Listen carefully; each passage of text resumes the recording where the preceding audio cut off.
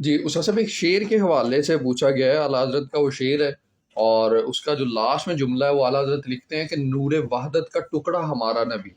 اس حوالے سے ذرا بسم ہماری فرما. اللہ الرحمن الرحیم. ہمارے عقائد کی کتابوں میں یہ بات صراحت سے درج ہے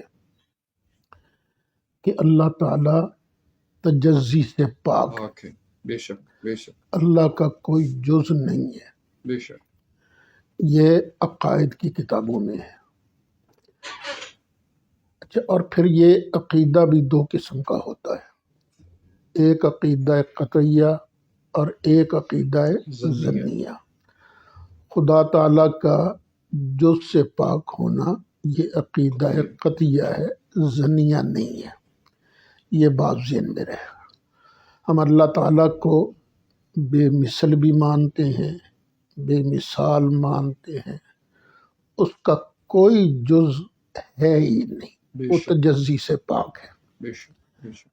یہ بات ذہن میں رکھنے کے بعد اگر تو یہ معنی کیا جائے کہ اللہ کے نور کا ٹکڑا ہے تو ظاہر ہے یہ شرک ہے. لیکن ذرا غور کیا جائے تو یہاں وحدت کا لفظ آیا، واحد کا لفظ نہیں. واہ. تو یہ نور وحدت کا ٹکڑا ہمارا نبی کریم علیہ السلام ایسے نور ہیں جو وحدت کا ٹکڑا ہے. جس طرح چاند کا ٹکڑا حسین کو کہا جاتا ہے، یکتائے روزگار یہ بے مثل کو کہا جاتا ہے. تو اسی طرح سرکار نور ہیں اور بے مثال ہیں.